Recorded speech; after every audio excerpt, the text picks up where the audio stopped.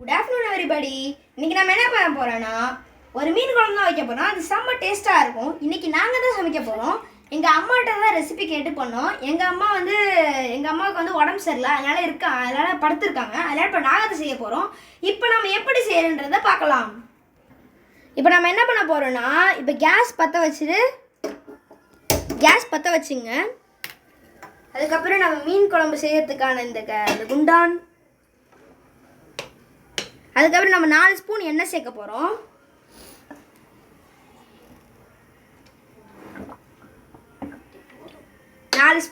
சேர்த்துட்டு இப்போ நம்ம இதில் இன்க்ரீடியன்ஸ்லாம் போட போகிறோம். என்னன்னா சீரகம், கடுகு, வெந்தயம், அதுக்கப்புறம் சேர்த்து கருவேப்பிலை, அதுக்கு காஞ்ச மிளகா.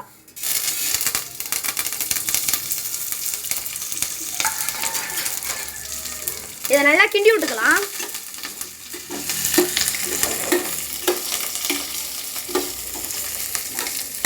நல்லா காய்ச்சதுக்கப்புறம் இப்போ நீங்கள் அடுப்பை சிம்மில் வச்சுட்டு என்ன பண்ண போகிறீங்கன்னா,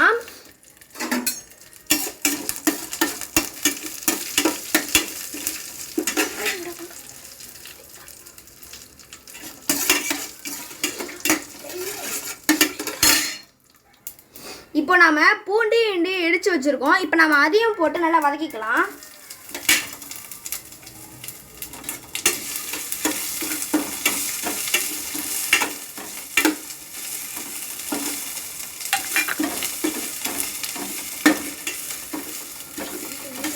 நல்லா ஒரு 30 செகண்டுக்கு நல்லா வதக்கிங்க. அதுக்கப்புறம் இதை நம்ம வந்து நல்லா கிண்டி விட்டக்காச்சு. அதுக்கப்புறம் 2 பச்சை மிளகா நடுவில் கட் பண்ணி எடுத்துங்க. அப்போ தான் காரம் கீழே இறங்கும்.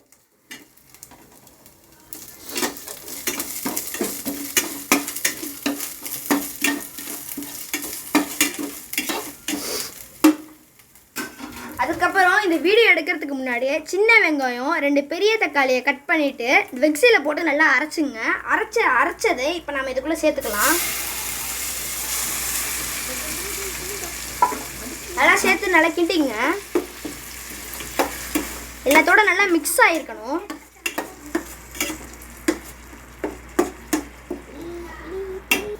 அதுக்கப்புறம் நம்ம என்ன பண்ண போகிறோன்னா, மஞ்சத்தூள், கொஞ்சம் மல்லித்தூள், அதுக்கப்புறம் 1 ஸ்பூன் மஞ்சத்தூள் போட்டுங்க. அதுக்கப்புறம் உங்கள்கிட்ட எவ்வளோ இருக்கோ 1 ஸ்பூன் மல்லித்தூள், அதுக்கப்புறம் கொஞ்சோண்டு மிளகாத்தூள் இதை அப்படியே ஆட் பண்ணிக்கலாம். அது கூட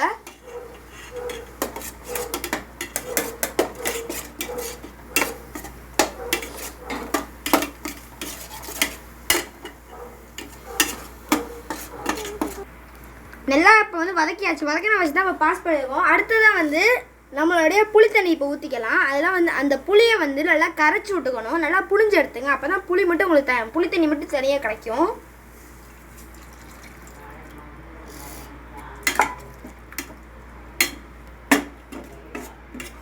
இப்போ வந்து குழம்போட கொஞ்சம் கன்சிஸ்டன்சியில் வந்துருச்சு.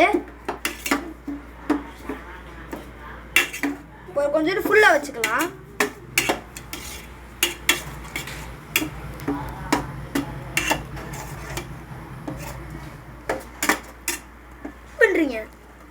அதுக்கப்புறம் கொஞ்சம் உப்பு சேர்த்துக்கலாம்.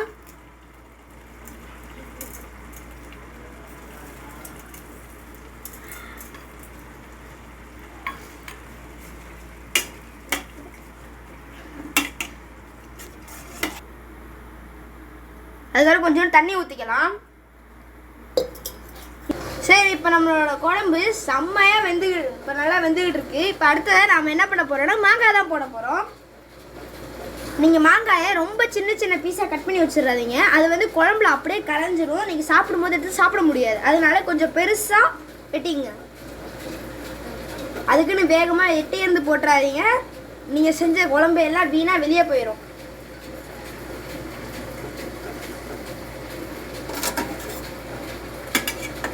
நல்லா கிண்டிக்கலாம்.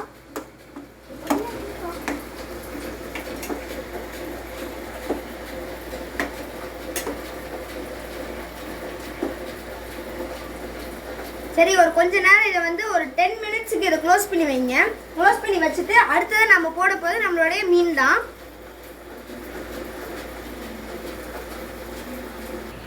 இங்கே பாருங்கள் இது எப்படி கொதிச்சுக்கிட்டு இருக்குன்னு. இன்னும் ஒரு கொஞ்ச நேரம் இதே போலயே ஒரு கொதிக்க விட்டுருங்க.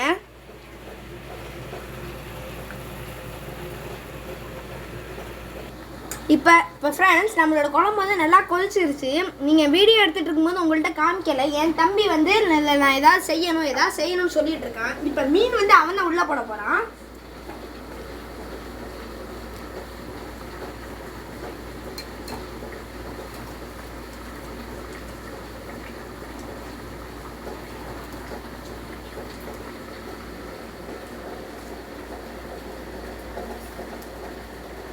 இப்போ நம்ம செய்கிற குழம்பு நல்லா இருக்கும்னு நினைக்கிறேன். ஆனால் அது சூப்பராக இருக்க போகுது. நீங்களும் ட்ரை பண்ணி பாருங்கள்.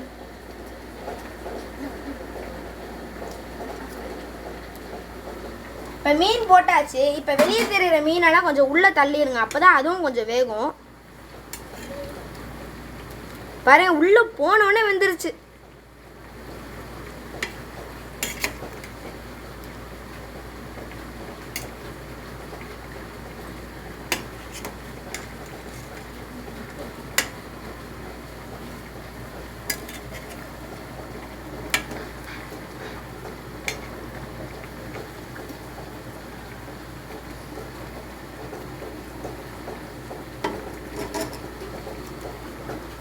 இப்போ வந்து நம்மளோட மீன் குழம்பு வந்து நல்லா சூப்பராக இருக்குது. இப்போ வந்து டேஸ்ட் பண்ணி பார்க்கறது தான் இன்னும் கடைசி.